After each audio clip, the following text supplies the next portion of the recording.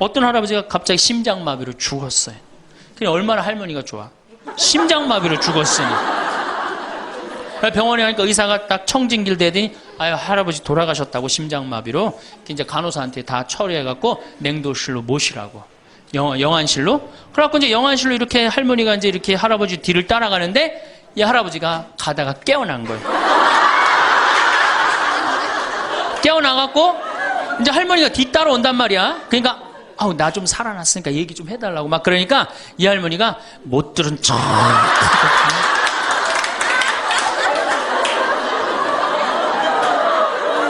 할아버지가 조금 있으면 완전히 이제 냉동고로 들어가게 생겼단 말이야. 말은 안 나오고 더 애절하게 나 좀 살아났으니까 얘기 좀 해달라고. 그러니까 이 할머니 하시는 말씀이 할아버지 다리를 치면서 이 양반아 의사가 죽었대는데 왜 이렇게 말이 많으냐고.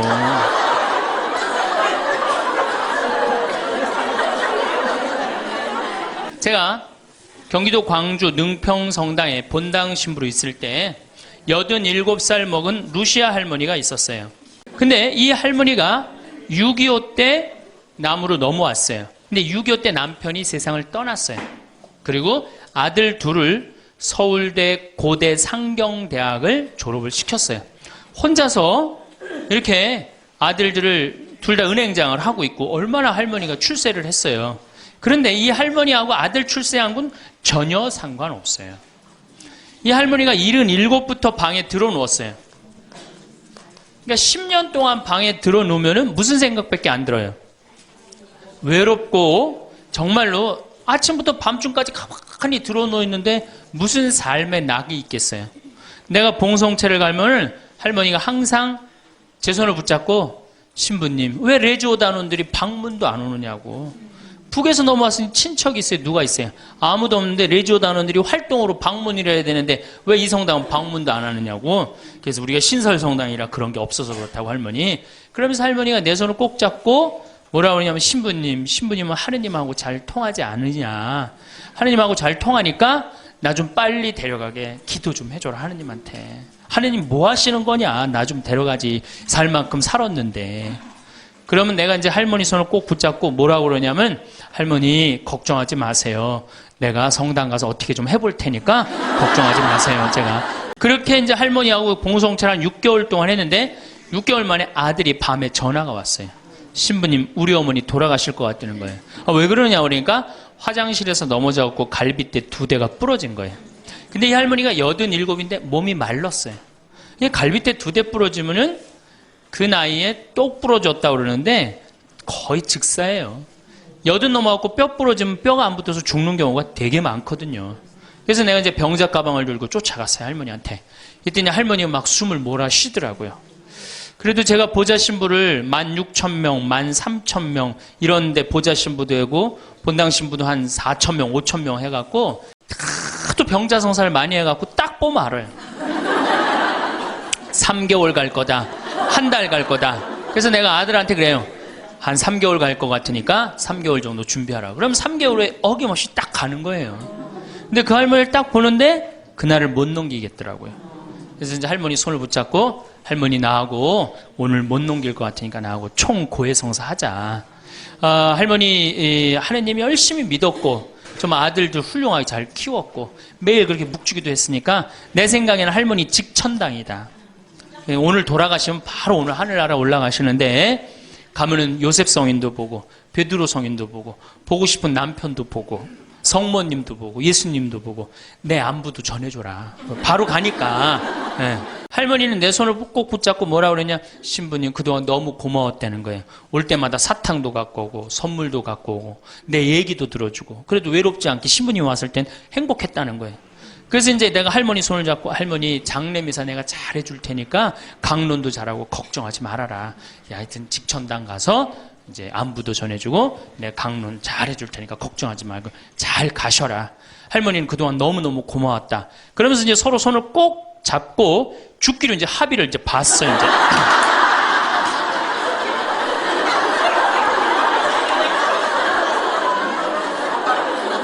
그래갖고 이제 본당에 와갖고 연령회장한테 연락을 했어요. 우리 그 루시아 할머니 돌아가실 것 같으니까 빨리 가서 임종경 해라. 그 사무장한테는 내가 이제 내일 아무래도 장례가 나을 것 같으니까 장례 준비를 해라. 이제 그리고 이제 기다리는데 일주일이 돼도 연락이 없고 2주일이 돼도 연락이 없는 거야. 한 달 만에 다시 봉송채 신청이 들어왔어요. 그래서 내가 가갖고 할머니한테 그래서 할머니 어떻게 된 거냐. 우리 살아서 안 보기로 하지 않았느냐. 근데 왜 살아있느냐. 그랬더니 할머니가 우리 아들들이 어머니 돌아가시면 안 된다고 삼성의료원에 데려다가 그걸 붙여갖고 온 거예요. 요즘 죽고 싶어도 못 죽어요. 요즘 죽고 싶어도 죽을만 하면 살려갖고 오고 죽을만 하면 살려갖고 오고 정말 그래. 의술이 좋아갖고 죽고 싶어도 못 죽어요. 그래서 그때 할머니가 이제 방에 누워갖고 그전에는 화장실이라도 다녔는데 이제는 이게 부러졌으니까 2년 동안 화장 못 가고 오줌똥을 며느리가 받아냈어요. 그 며느리도 참 착한 며느리죠. 90살이 됐어요. 이런 부활 때 돼갖고 내가 이제 봉송채를 나갔는데 할머니가 일어나서 나온 거예요. 날 마중을 나왔어요. 그리고 하시는 말씀이 신부님 이제 좀 일어나 다닐만 하다는 거예요. 이게 지금 가두션찬을 판국인데 일어나 다닐만 하다. 92살이 됐는데 이 할머니가 내가 성당을 줬는데 성당 어떻게 줬는지 구경하고 싶다고 이게 이불을 뒤집어 쓰고 성탄 전야미사에 나왔어요. 이제는 안 죽어요. 여러분들 정말로 내가 보통 이게 30년을 한 세대로 봅니다. 그렇죠? 그 60까지 결혼 30에서 60까지 정말 오래 사는 거예요. 근데 요즘은 이제 90까지 한 남자하고 60년을 살아요. 살만해요? 한 남자하고 한 여자하고 한 남자하고 부부로 만나서 딱 30년 사는 게 가장 맞대요. 그래서 그걸 30년을 한 세대로 보는 거예요. 근데 이게 더블로 사네. 한 남자랑. 저는 생각 잘했죠. 장가 안 가고 혼자 사는 게 정말 좋은 거예요.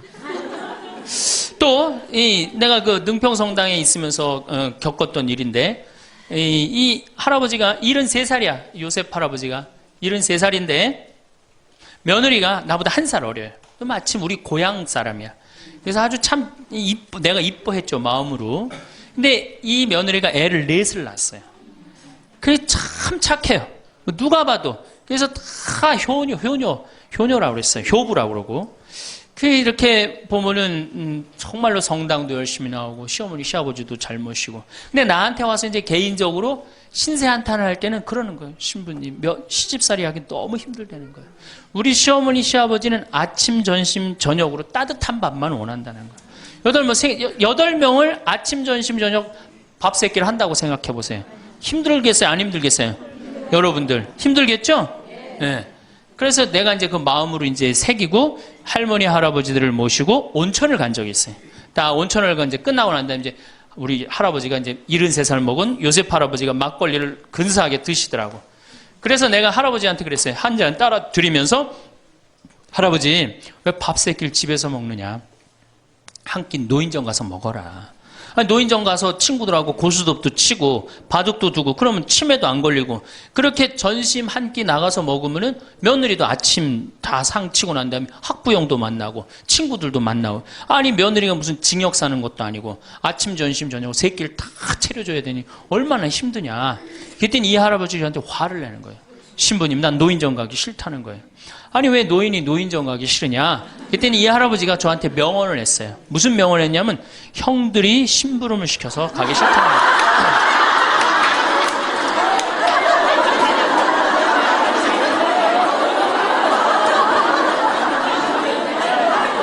아니 무슨 73세 형들이 심부름을 시키냐. 그랬더니 신부님 모르는 소리 하지 마세요. 자기가 딱 나타나면은 술 받아와라, 라면 끓여라, 그런다는 거예요. 그래서 노인정 가기 싫다는 거예요. 제가 그때 너무 충격을 받아갖고 벌써 5년 전 얘기예요. 수원에 있는 아버지한테 가서 물어봤어요. 아버지 노인정 가세요. 그때 아버님이 73이셨어요. 아버님 노인정 가세요 안 가세요? 그랬더니 안 간다고 화를 내시더라고. 아니 왜 노인정 집에는 우리 어머니 아버지만 살고 자식들은 한 1km 반경에 떨어져서 살거든요. 왜 안 가시냐고 그랬더니 우리 아버님 하시는 말씀이 형들이 청소시켜서 가기 싫다.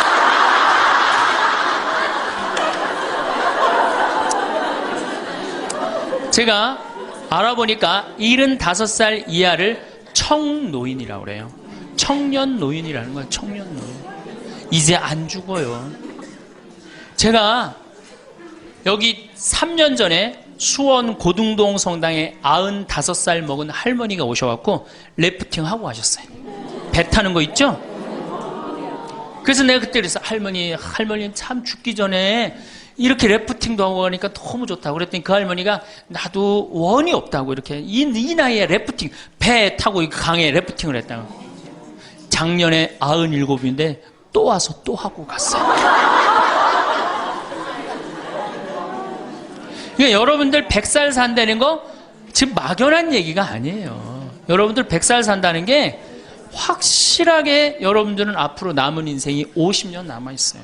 이렇게 오래 살 줄 모르고 지금부터 이제 중요한 얘기예요. 지금부터 잘 들어요.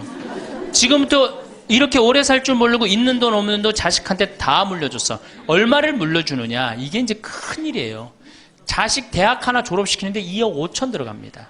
둘 졸업시키면 5억이에요. 부부가 은퇴해서 죽을 때까지 우리가 지금 필요한 현금이 5억이에요. 자식 둘 대학만 안 보내면 뭐예요?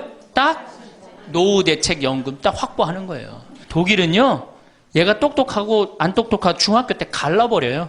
그래서 대학 나오는 사람 별로 없어요. 그리고 중학교 때 머리 나쁜 놈은 어떻게 해? 기술 배워갖고 기술을 배워갖고 월급 별 차이 없어요. 근데 우리는 돌머리든 돌머리가 아니든 다 대학을 가잖아요. 내가 깡통이야. 깡통인지 안 깡통인지 여기 지금 젊은 엄마들 꽤 왔는데 딱 보면 알아요, 몰라요? 알죠? 이 깡통한테 있는 돈 없는 돈 다 쏟아붓어. 그래갖고 이 깡통이 천재가 되면 모르는데 겨우 원사만 넣으면 되는 대학을 나왔단 말이야. 그래갖고 취직을 못해. 그래갖고 놀고 있어.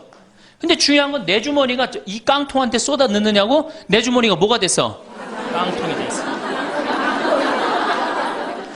이 집 뭐 하는 집안이에요? 깡통 차는 집안 되는 거예요. 생각 잘 하셔야 됩니다. 태양은 2번 아름다워요. 뜰 때 아름답고 질 때 아름다워요.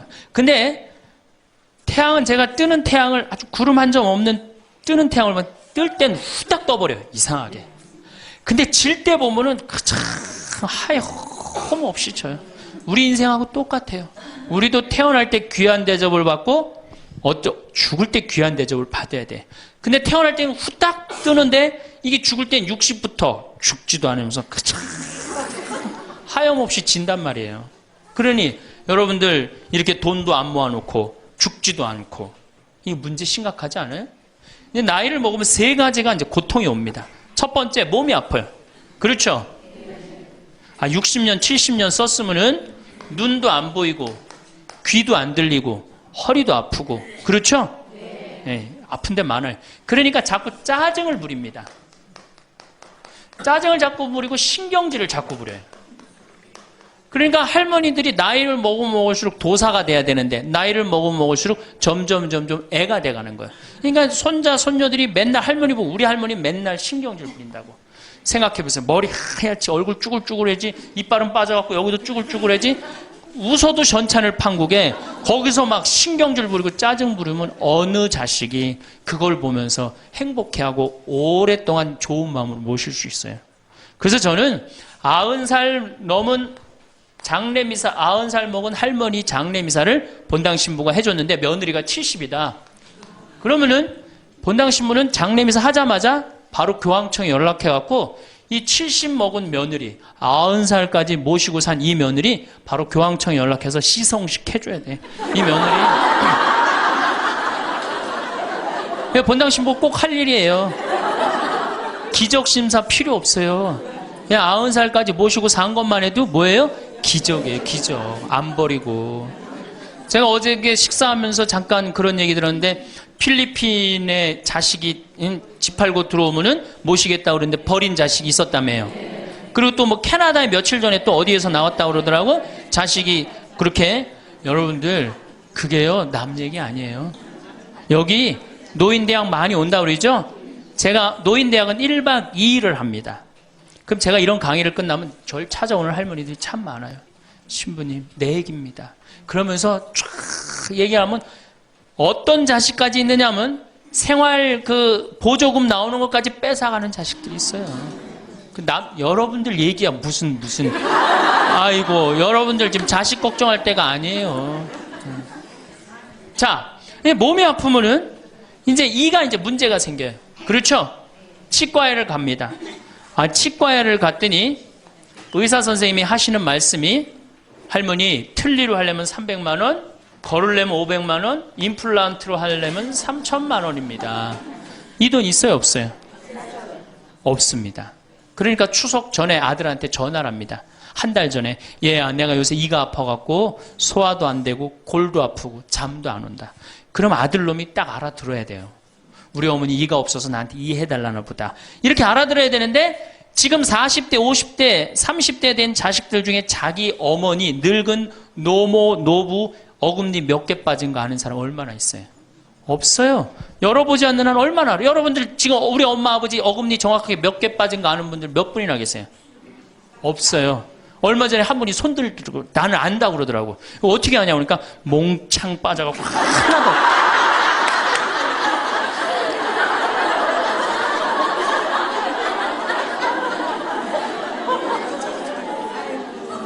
그러지 않는 한 자기 부모님 어금니 몇 개 빠진 거 아는 사람 없어요. 제가 지금 강의를 한 10만 명 이상 했는데 정말로 아는 사람들 없어요.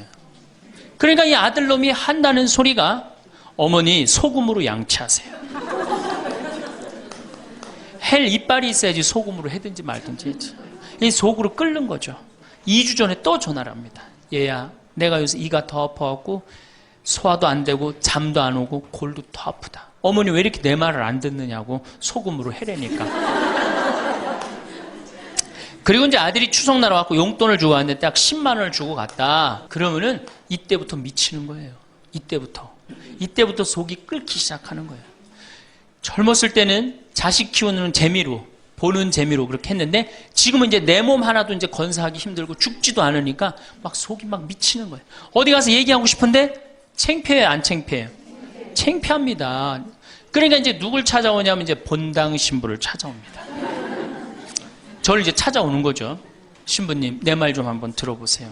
할머니들이 이제 내 말을 들어보라고 그러면은 이제 몸 아픈 거, 아들이 이해 안 해준 거 이런 것만 하면 내가 다 알아듣는데 우리 할머니들은 내 말 좀 들어보라고 그러면은 꼭 어디서부터 시작하냐면 대동아 전쟁부터 이제 시작해요.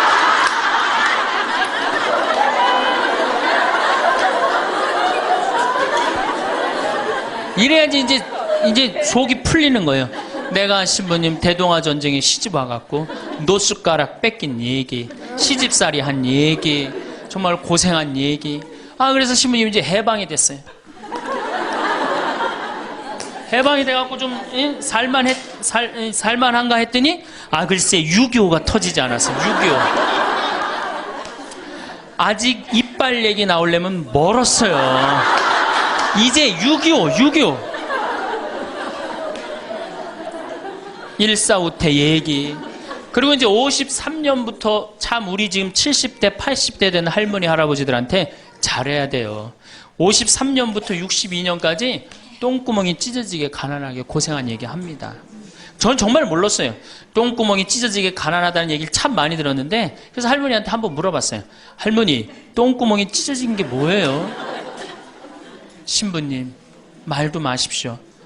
6.25 전쟁 때 여러분들 2차 세계대전에 쏟아놓은 폭탄을 그거 남은 폭탄 다 우리나라에 다 쏟아붓어요. 그러니 전쟁 끝나고 뭐가 있어요? 전부 다 폐허가 돼갖고 아무것도 없죠. 가을에 우리나라가 한 85% 이상이 소장농이에요. 겨우 자기 해 먹을 거 그것밖에 안 됐어요. 전쟁 끝나고 9월에 이제 추수를 합니다. 9월에 추수를 하면 먹을 게 언제 떨어져요? 2월에 떨어져요. 그 보리는 언제 펴요? 5월에. 여러분도 오시면서 보리밭 보셨어요? 보리밭 이렇게 있는 거. 5월에 이제 보리가 피면은 2, 3, 4, 5월을 견뎌야 되는데 먹을 게 있어요? 없죠. 그러니까 산에 풀뿌리 캐서 먹고 나물 캐서 먹고 그것도 모자라면 이제 뭐를 캐서 먹느냐면 소나무 껍질 안에 하얀 속살 그거를 이제 벗긴다고 그래요. 그걸 벗겨갖고 말린다고 그래요. 말려갖고 그걸 간대요. 할머니들 옛날 할머니들 생각나시죠? 그걸 갈아갖고 국에 넣어서 먹으면 국이 빨간데 국을 먹으면 배가 불러대. 또 거기다 밥을 해서 먹어도 배가 그렇게 불러대. 옛날엔 배가 고파 죽겠는데 배 부르면 최고 아니에요. 배는 이제 먹었는데 이제 배는 부르는데 문제는 이게 섬유질이 엄청나게 강한 거예요. 이게 야채나 뭐 채소나 과일의 섬유질하고 틀리대요. 그래갖고 이제 이게 들어가면 소화가 안 되고 딱딱하게 굳는 거예요. 수분이 빠지고. 대장에 가면 이제 딱딱한 돌덩어리로 굳는 거예요. 이 딱딱한 돌덩어리로 굳은 걸 빼내려고 그러니 똥구멍이 찢어지는 거예요. 신부님, 똥구멍이 찢어지게 가난하게 고생한 얘기. 그러니 그리고 이제 내가 자식들을 이제 내 자식만은 고생을 시키지 않으려고 정말 내가 먹고 싶은 거, 쓰고 싶은 거, 다니고 싶은 거 안 하고 논 팔고 소 팔고 정말로 고생해서 내 자식을 키워놨는데 내가 늙어서 이해해달라고 그러는데 아니 이 10만 원을 갖다 줬으면 신부님 억울해서 못 살겠다. 분해서 못 살겠다. 그 얘기를 해요. 이 얘기가 사실 남 얘기가 아니에요. 제 얘기예요, 제 얘기. 제가 아버님 70살 때 종합검진을 해드렸어요. 종합검진을 이렇게 해드렸는데 깜짝 놀랐어요. 결과를 보고. 어금니가 하나도 없으신 거예요.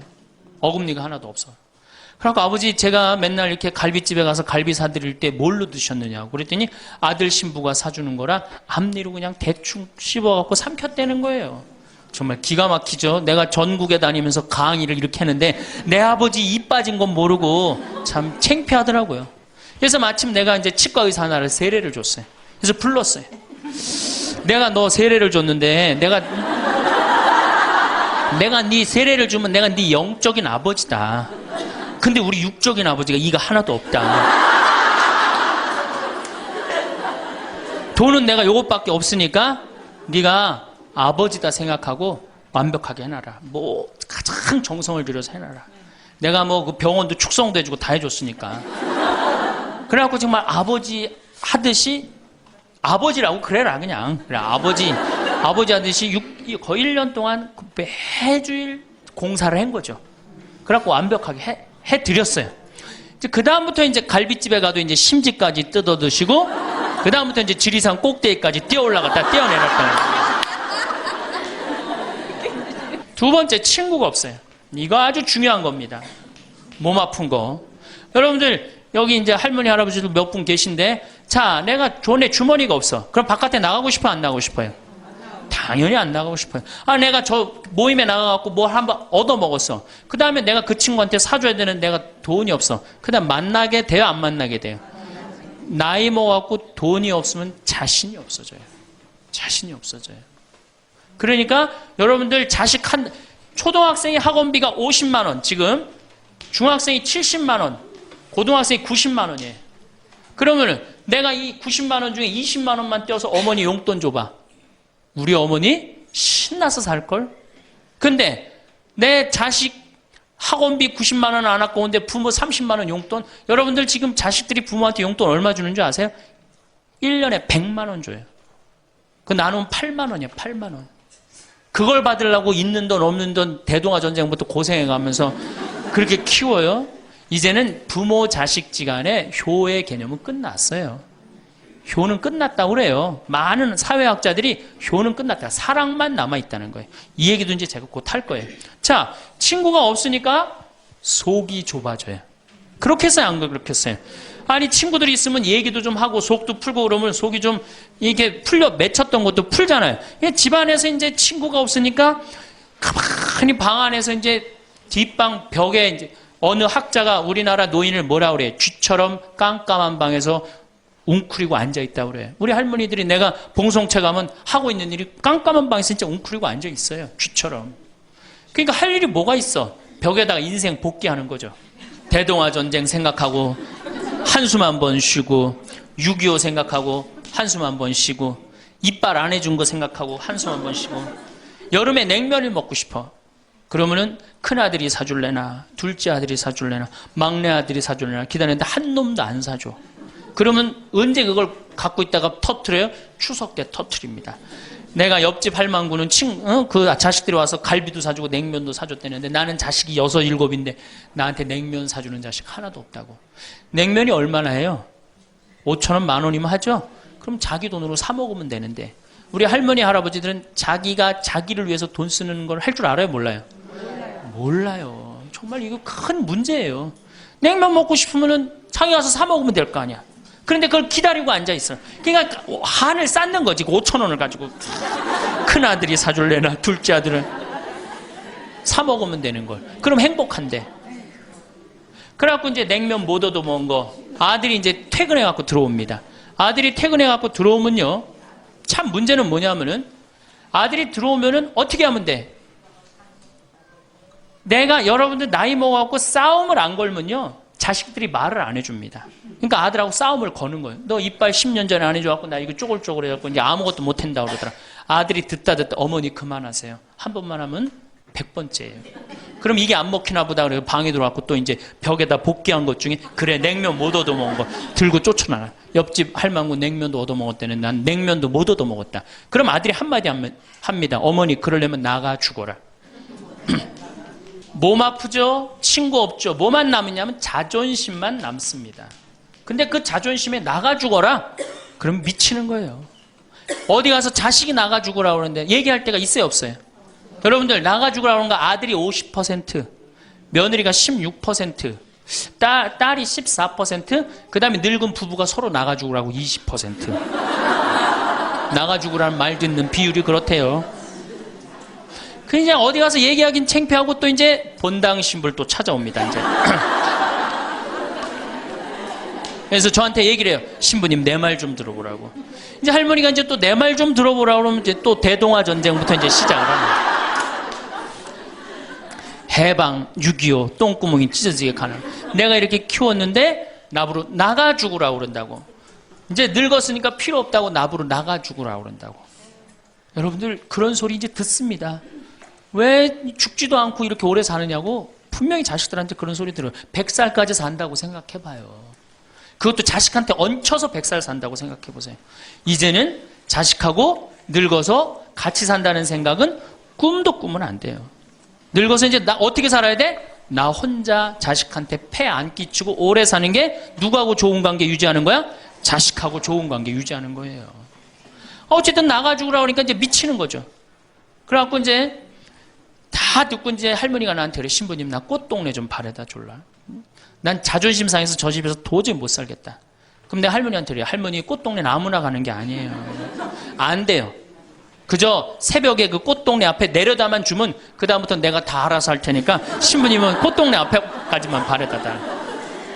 내가 이제 다 듣다가 할머니한테 그래요. 할머니, 그 자식 키웠을 때 속상한 적 있었어요, 없었어요? 속상한 적 많았죠. 7살, 10살 미운 오리 새끼 그때 말 안 들을 때 할머니 그 아들한테 속상하면 뭐라고 그러셨어요? 그렇지, 나가 죽어라 그랬죠. 네. 할머니 그냥 나가 죽으라고만 그랬어요? 아니요, 나가 되져라. 그러면 7살, 10살 먹은 자식이 자존심이 안 상했겠느냐? 자존심이 상했지만 그 아이는 참고 살았다. 너무 엄마가 천하의 엄마가 나가 죽으라 했지만 나갈 때가 있어야지 걔가 나갈 거 아니야. 자존심이 상했지만 참고 살았다. 이제 누구 차례다? 할머니가 참고 살 차례다. 아들도 나가 죽으라 했을 때 참고 살았다면 이제는 할머니가 나가 죽으라 할 때 참고 살 차례다. 지금 나가면 누가 할머니를 걷어줄 거냐? 오로지 부모라는 이유 하나로 한 집에 살아주는 것만 해도 고맙게 생각하고 할머니가 할머니의 노년을, 할머니의 남은 생애를 준비하지 못한 할머니 잘못이다. 누구 탓할 거 아무것도 없다. 그럼 무슨 생각을 하는지 가서 참고 살아요. 참고 살아야지 어떻게 할 거야. 이제 안 죽으면서 진짜 문제가 발생합니다. 여기 뒤에 계신 분들 잘 들으세요. 우리나라는 안사람, 바깥사람 제도가 있어요. 그렇죠? 그래갖고 안사람은 안에서 애 놓다 죽었어요. 그렇죠? 애 키우다.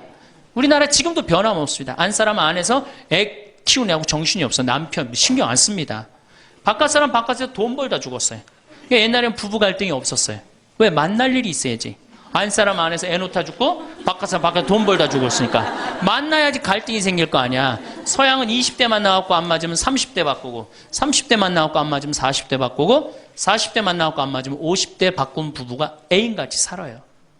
근데 우리는 한 번도 맞춰본 적이 없어. 위해준 적도 없고. 제가 재작년에 그 스톡홀름을 여행을 갔었는데 비행기 시간이 오래 좀 하루를 거의 기다렸어야 돼요. 그래서 이제 비행기에 저녁 비행기를 타려고 저녁 한 5시쯤에 라운지에서 이제 음식을 시켜서 먹고 있는데 내 앞에 60쯤 된 초로의 할아버지하고 초로의 할머니가 서로 끌어안고 뽀뽀를 하는데요. 이 남자가 이 이마 눈에다 뽀뽀 한번 하고 I love you 하니 하고 입에다 뽀뽀하고 I love you 하니 하면 목에다 뽀뽀 1시간 이렇게 쪽쪽 빨아요.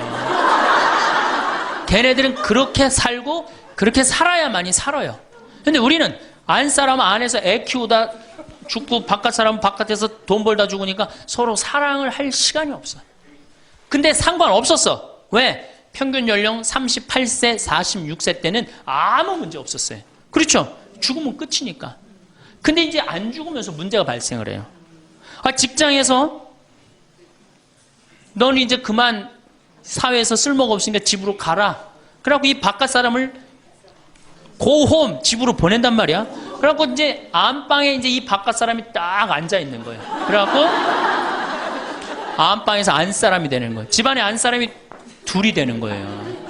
이게 아내가 뭐예요? 태양이라는 뜻이거든요. 집안의 태양을 아내라고 그러잖아요. 이 집안의 태양이 둘이니 이게 사이가 좋아요. 그리고 우리 남자들이 여자한테 하니 I love you 뽀뽀 쫙쫙 했다면서 그렇게 해요. 여러분들 사랑한다는 얘기 들어요, 안 들어요? 이게 우리의 큰 문제예요. 사랑한다는 말도 안 듣고. 이 우리나라 남자들은 부인을 위한 이벤트를 할 줄 몰라요. 그러니까 이게 어떻게 있느냐 하면 가을 젖은 낙엽 땅바닥에 붙어 있듯이 쫙 부인한테 붙어 있으면서 밥 새끼 따박따박 그냥 받아먹고 끝난단 말이야. 설거지를 하기라나 뭘 하기라나. 그러니 미치는 거죠. 그러니까 할머니들이 저한테 진짜 할머니들이 그런 얘기 많이 해요. 아유 정말 30년 40년 동안 밥 해대는 거 지겹다고. 지겹죠. 설거지를 해기래나 뭐 사랑한다고 말을 해기래나 뽀뽀를 해주기래나 그냥 소리나 뻑뻑 지르고 침부림이나 시키고. 반대로 우리 여성들, 우리나라 이 여성 아내들이 남편한테 잘하느냐? 여러분들 남편한테 잘하세요? 여러분들 남편이 바깥에 나가면 왕 대접받는 남편이 얼마나 있을 것 같아요? 없습니다. 그럼 층층샷 나가면 섬기는 사람이에요. 굽신거려야 되는 사람이고. 근데 아침에 출근할 때 정말로 내 남편이 전쟁하러 나가는데 정말로 왕 대접하고 내보낸 부인이 얼마나 돼요? 이러지 않으면 다행이지. 머리 막 부시시 해갖고 막 사자 머리를 해갖고 머리 끝에는 밥풀 하나 딱 이렇게 붙여놓고 여보 다녀와. 퇴근을 했는데 아직도 그 부시시한 머리를 가지고 테레비를 보고 앉아있다. 어느 남자가 집에 들어오고 싶겠어요. 여기 평창에 대유라는 룸사롱이 오픈해서 작년에 서울 아가씨 항시 30명 대기 이렇게. 그러면 여러분들 남편이 어디 가면은 왕대접 받아요. 그러니까 여러분들이 남편을 룸사롱으로 내모느냐 집안으로 끌어들이냐 누구한테 달려있는 거야?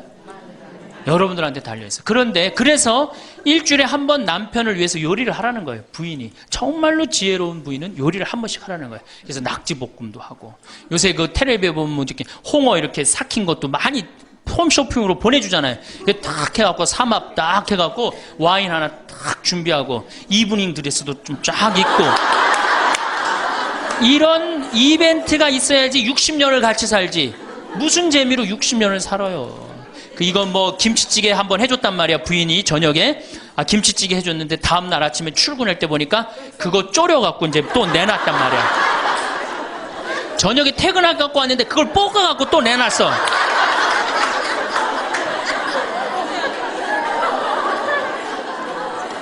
여러분들 자식한테 쏟는 거 반만 남편한테 해보세요. 여러분들 아마 얻고 살 거예요. 나이 먹어서 유일한 친구가 누굽니까? 남편이고 아내밖에 없어요. 제가 평택에서 본당 신부를 할 때 할머니 한 분이 남편이 평생 바람 피고 노름하고 술 먹고 나가서 딴살림했어요. 근데 이 할아버지가 늙어갖고 중풍이 걸린 거예요. 중풍이 걸려갖고 반신불수가 되고 집에 들어온 거예요. 그러니 이 할머니가 믿겠어요, 안 믿겠어요? 밉죠. 나만 보면은 빨리 죽었으면 좋겠다. 매일 입버름처럼 했어요.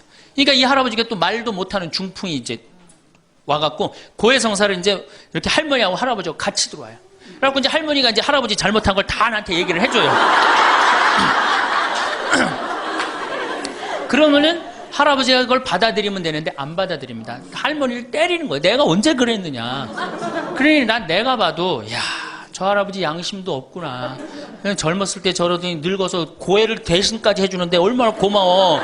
그런데도 그냥 그 할머니를 때리고 저렇게 구박을 하니 참 정말로 빨리 죽었으면 좋겠다. 그런 생각을 했어요. 근데 그 할아버지가 돌아가셨어요.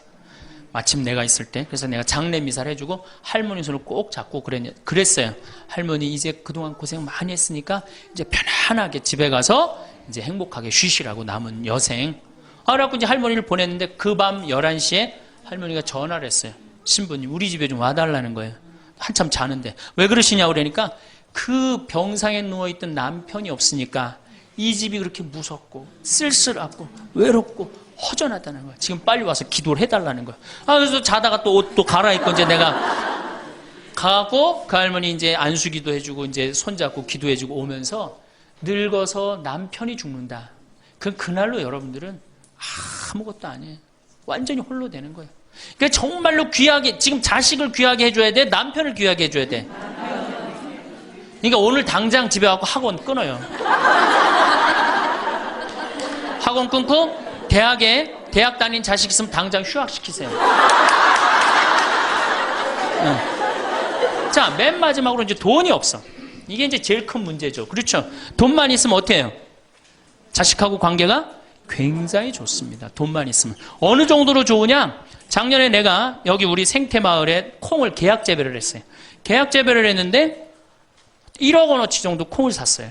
그런데 제가 무슨 일이 좀 생겨갖고 돈이 없어졌어요. 있던 돈이. 그 돈이 이제 한 2달이나 3달 후에 나오는데 농민들은 빨리 돈을 달라는 거예요. 이 계약 재배해갖고 왜 안 주냐. 그래갖고 쩔쩔 매는데 꼭 요맘때예요. 우리 어머니가 딱 오시더니 아들이 막 쩔쩔 매고 사람들이 막 농민들이 왔다 갔다 하는 걸 보고 왜 그러시냐고 신부님. 그래서 내가 원래 계약 재배를 했는데 돈이 원래 한 2억이 들어오기로 했는데 그 돈이 안 들어와갖고 내가 지금 못 줘서 지금 너무너무 당황스럽다고. 그냥 그 얘기만 저는 했어요. 근데 어머니가 일주일 동안 있기로 하셨는데 그날 그냥 집에 가시더라고요. 우리 누나한테 가자 그랬더니 차로 가셨어요. 다음날 어머니가 전화를 하셨어요. 신부님 내가 그 돈 해서 보냈다는 거예요. 하루 만에 어머니가 그 엄청난 돈을 해서 보낸 거예요. 아들이 그냥 뭐 그런 거 고생하는 거 보기 싫은 거지. 그래갖고 그 돈을 해갖고 싹 일주일 만에 싹 정리했어요. 나는 어머니가 얼마나 고마운 줄 몰라요. 저는요 우리 어머니가요 안 죽었으면 좋겠어요.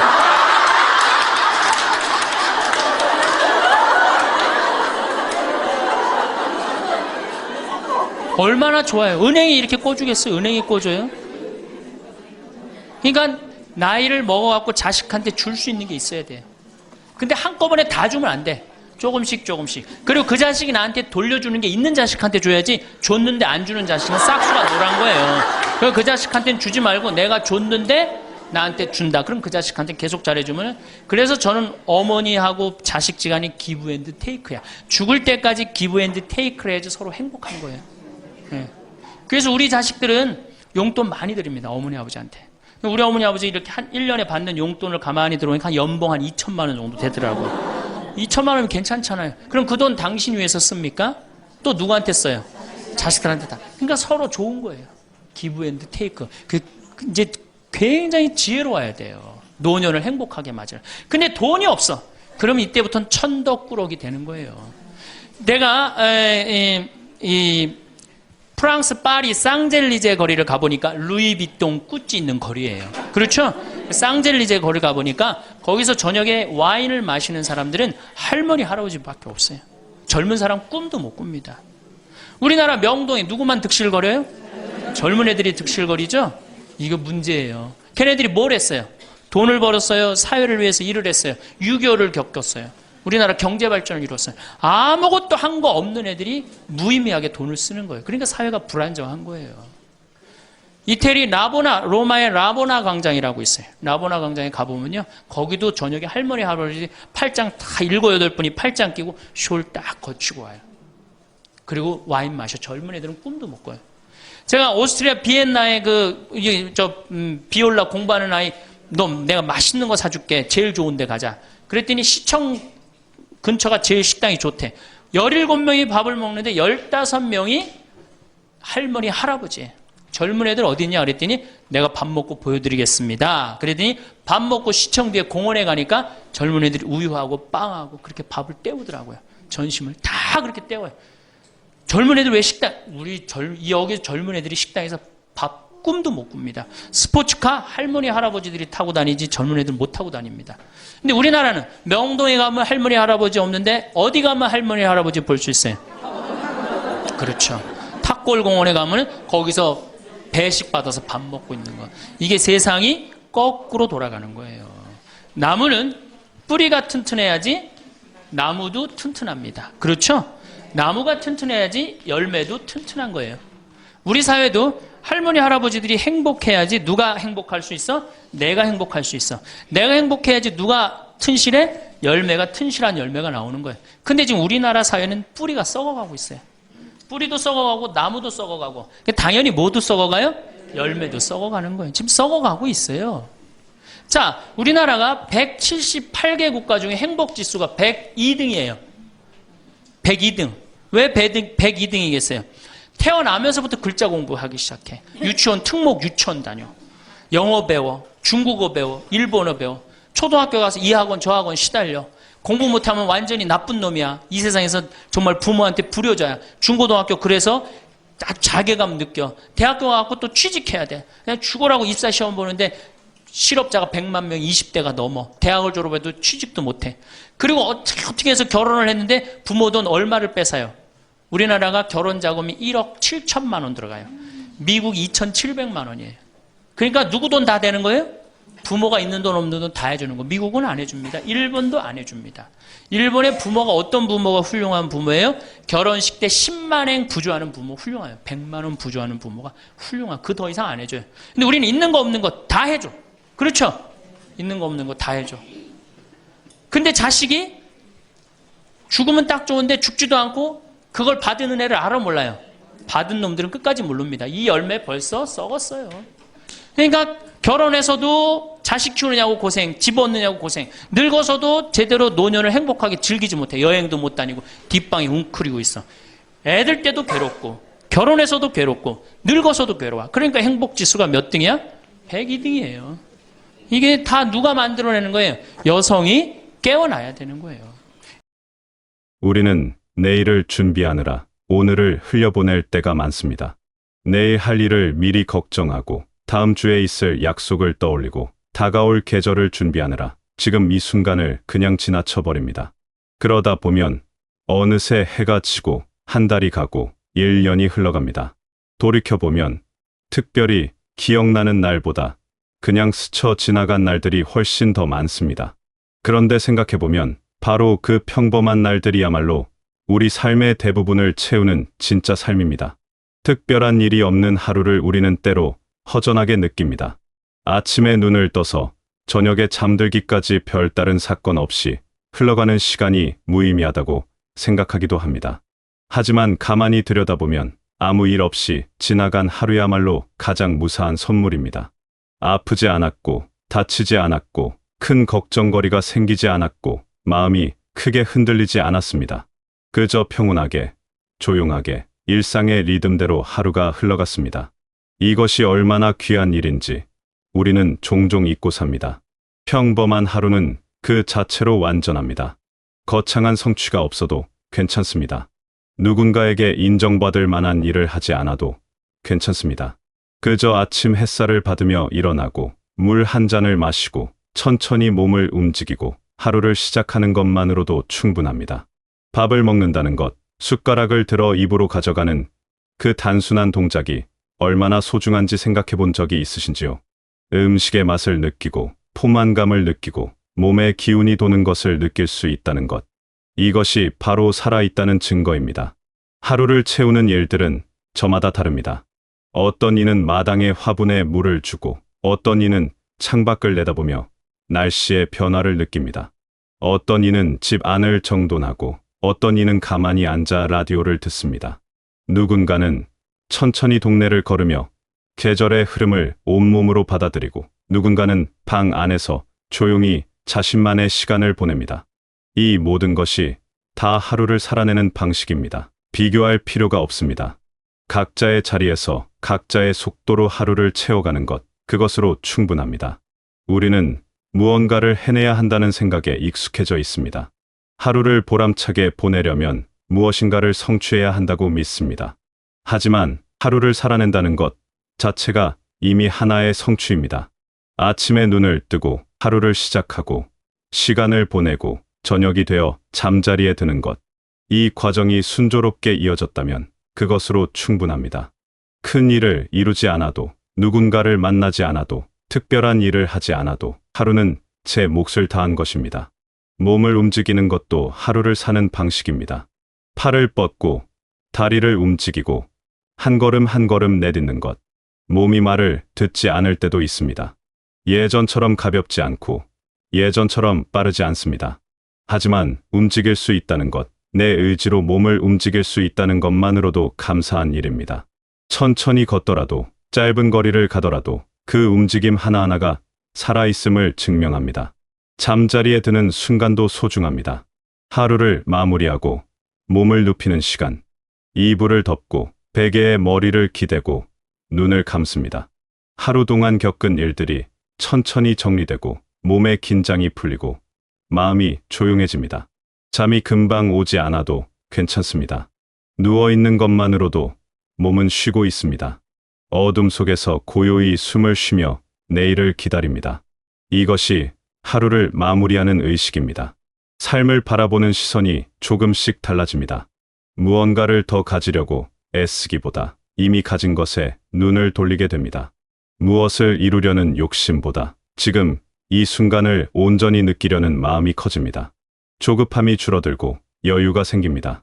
모든 것을 빨리 해내야 한다는 압박감에서 벗어나면 비로소 하루하루가 선명하게 보입니다. 내려놓는다는 것은 포기가 아닙니다. 오히려 본질을 찾아가는 과정입니다. 불필요한 욕심을 덜어내고 진짜 중요한 것에 집중하는 것입니다. 많은 것을 소유하는 것보다 적은 것이라도 온전히 누리는 것이 더 큰 만족을 줍니다. 바쁘게 움직이는 것보다 천천히 음미하며 사는 것이 더 풍요롭습니다. 이런 깨달음은 머리로 아는 것이 아니라 몸으로, 마음으로 체득하는 것입니다. 평온함은 환경에서 오지 않습니다. 조용한 곳에 있다고 해서 마음이 편한 것은 아닙니다. 반대로 시끄러운 곳에 있어도 마음이 고요할 수 있습니다. 평온함은 바라보는 시선에서 옵니다. 상황을 어떻게 받아들이느냐, 무엇에 마음을 두느냐에 따라 마음의 상태가 결정됩니다. 같은 하루를 보내도 어떤 이는 불안하고 어떤 이는 평화롭습니다. 그 차이는 바깥 조건이 아니라 내면의 자세에서 비롯됩니다. 오늘 하루를 돌아보면 아무것도 특별하지 않았을 수 있습니다. 계획했던 일을 다 하지 못했을 수도 있고 기대했던 만큼 의미 있는 시간을 보내지 못했을 수도 있습니다. 하지만 그래도 괜찮습니다. 완벽한 하루란 없습니다. 모든 하루는 그저 흘러가는 시간일 뿐입니다. 중요한 것은 그 시간 속에서 우리가 숨 쉬고 느끼고 존재했다는 사실입니다. 하루를 잘 보냈는지 판단하는 기준도 달라질 수 있습니다. 많은 일을 해냈는지가 아니라 마음이 편안했는지를 기준으로 삼을 수 있습니다. 누군가와 다투지 않았는지, 자신에게 너무 가혹하지 않았는지, 작은 것에 감사할 수 있었는지를 돌아볼 수 있습니다. 이런 질문들은 겉으로 드러나는 성과와는 관계없지만 삶의 질을 결정하는 핵심입니다. 아침에 눈을 떴다는 것. 이것이 첫 번째 선물입니다. 어제 잠들었다가 오늘 다시 깨어났습니다. 당연한 일처럼 느껴지지만 당연한 것은 하나도 없습니다. 매일 아침 눈을 뜬다는 것은 기적과 같은 일입니다. 새로운 하루가 주어졌습니다. 다시 한번 살 기회가 생겼습니다. 이것만으로도 감사할 일입니다. 하루 동안 만나는 작은 순간들도 선물입니다. 따뜻한 물로 손을 씻을 때, 창문을 열어 바람을 맞을 때, 편안한 옷으로 갈아입을 때, 좋아하는 음식을 먹을 때, 이런 사소한 순간들이 모여서 하루를 이룹니다. 특별한 사건이 없어도 이런 작은 행복들이 있으면 하루는 충분히 의미 있습니다. 비가 오는 날도 선물입니다. 빗소리를 듣고 빗방울이 창문을 두드리는 소리에 귀 기울이고 젖은 땅의 냄새를 맡습니다. 맑은 날도 선물입니다. 햇살이 방 안으로 들어오고 하늘이 높고 푸릅니다. 흐린 날도 나쁘지 않습니다. 부드러운 빛이 눈부시지 않게 세상을 비춥니다. 모든 날씨가 각자의 아름다움을 가지고 있습니다. 받아들이기에 따라 모든 날이 좋은 날이 될 수 있습니다. 혼자 있는 시간도 소중합니다. 고요함 속에서 자신과 마주할 수 있습니다. 아무도 방해하지 않고 아무것도 요구하지 않는 시간. 그저 존재하는 것만으로 충분한 시간입니다. 생각이 천천히 흐르고 마음이 자연스럽게 정리됩니다. 외롭다고 느낄 수도 있지만 외로움도 삶의 일부입니다. 모든 감정을 있는 그대로 느끼고 받아들이는 것, 그것이 온전히 사는 방법입니다. 누군가와 함께하는 시간도 귀합니다. 말을 많이 나누지 않아도 같은 공간에 있다는 것만으로도 위안이 됩니다. 함께 밥을 먹고 나란히 앉아 텔레비전을 보고 짧은 이야기를 주고받습니다. 크게 웃을 일이 없어도 잔잔한 미소가 오갑니다. 이런 평범한 순간들이 관계를 이어갑니다. 거창한 이벤트가 없어도 일상을 함께 나누는 것만으로도 충분히 가까운 사이입니다. 기억은 선택적입니다. 우리는 자신이 기억하고 싶은 것을 기억합니다.